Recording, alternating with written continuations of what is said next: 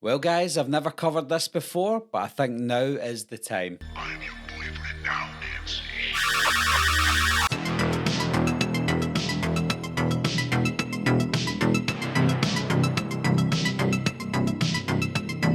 Released in 1984, Wes Craven's A Nightmare on Elm Street follows Nancy Thompson as she and her friends are hunted in their dreams by a sadistic Freddy Krueger. Hi guys, my name's Barry and welcome back to the channel. Today I'm going to be talking about A Nightmare on Elm Street from 1984. This is a franchise that I haven't covered before, and I honestly don't know why I haven't covered it. When I grew up, A Nightmare on Elm Street, not just the first one, but a few of the other ones in the franchise, which I will be talking about throughout this series, are movies that have scared me as a child because with Wes Craven's brilliance, he managed to make a movie that not only are you scared of horror movies, but you're also scared to go to bed. Usually when you go to bed and you fall asleep, that's when you're safe. But he's created something here that is quite unique because not only can these monsters get you during the day, during the nighttime, but they can also get you when you're in your sleep. If you contrast that, especially at the time, to other horror franchises like Halloween and Friday the 13th, those movies created monsters or strong humans where these killers can only get you when you're awake. But in A Nightmare on Elm Street, and even throughout the entire franchise as it expands, that not only can they get you when you're awake, but they can also get you when you're sleeping as well. That blurs the line between reality and when you're in your dream world because nowhere is safe, and sometimes you don't even know if you're awake or if you're asleep.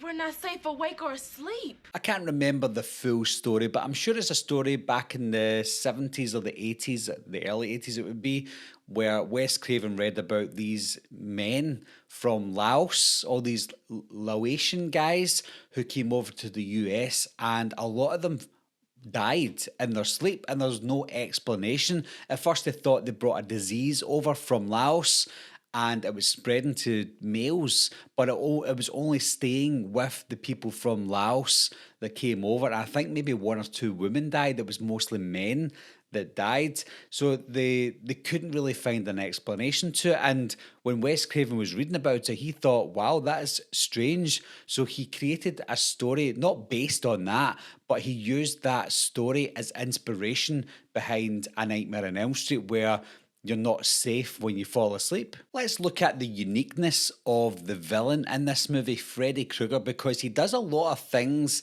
in this movie that is a stark contrast to other serial killers in franchises, again, like Jason Voorhees or Michael Myers. Jason and Michael are silent killers, they don't say a word. So all their emotion goes into their killing, whereas with Freddy Krueger, he doesn't physically need to touch his victims to kill them. He can make them kill themselves by accident in their dreams, so that is scary enough. But Freddy Krueger isn't a silent killer. Freddy Krueger doesn't shut up. He's a character that it just keeps talking and talking.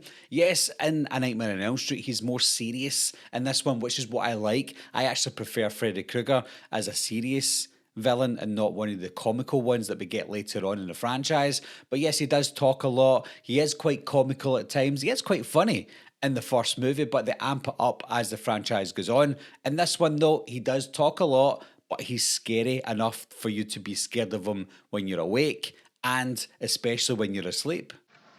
I'm crazy after all.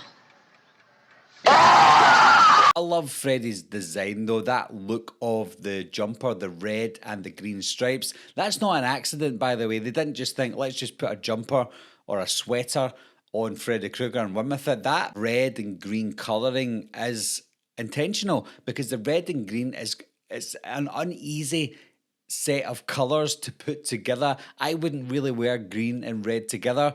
And the fact that they've got that on a sweater, it makes you feel uneasy for some reason. I love the glove that he uses just on the one hand, sort of like Michael Jackson, the burn on his face, all the burning. Obviously it looks kind of fake, but of course it was great for the time and it still feels nostalgic today. I love the final girl in this one, Nancy Thompson. I think ever since Halloween from 1978 with that final girl. We've always had a final girl, but I think Halloween cemented the final girl for that era. And then when you look at Nancy Thompson, I think she took what was great from Laurie Strode and added more to it, because Nancy Thompson felt more creative. She was almost like a Kevin McAllister from Home Alone, where she was setting traps for the villain of the story.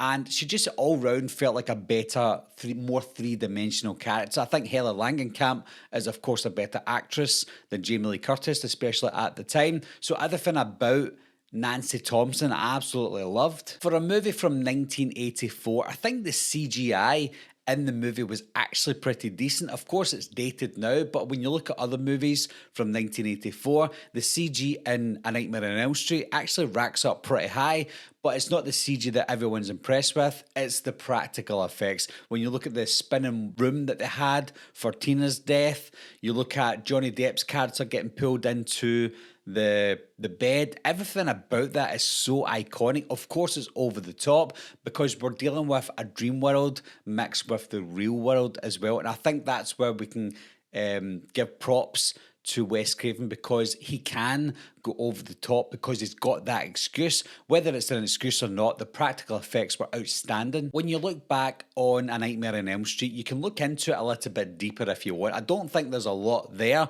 but if you want to add more depth to the movie, you certainly can. You can look at the parents in this movie being villains as well, because they done something to Freddy Krueger that has now passed on to their children, as in Nancy and stuff.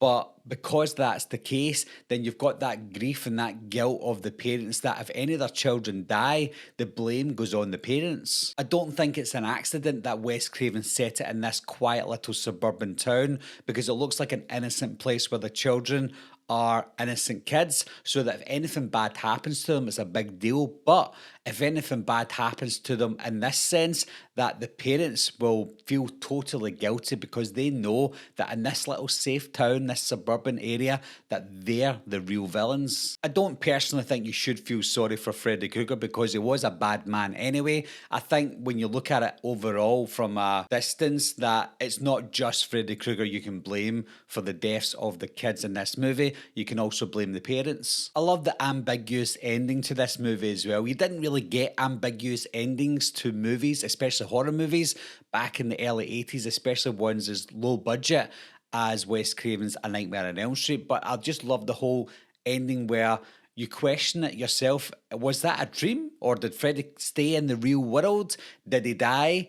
Is he coming back? Who knows? I just love the ending to it, and what Nancy says at the end as well. She says something like, because no matter how safe you feel when you close your eyes, Freddy is always waiting. Don't fall asleep. So that's my review for A Nightmare on Elm Street, guys. Absolutely love this movie. It is one of my favourite horror movies of all time. It just is so iconic. I get so nostalgic when I watch it every time, and it's a movie that does age gracefully as well. A movie that you would expect with the budget. It's not going to age very well, but everything about it is still top notch. So my big question to you guys is, do you think A Nightmare on Elm Street lives up to the way it did back in the 80s? Is it still one of the best horror movies of all time? As always, leave your thoughts and opinions down below. Let me know what you think, and I'll talk to you soon. This is God.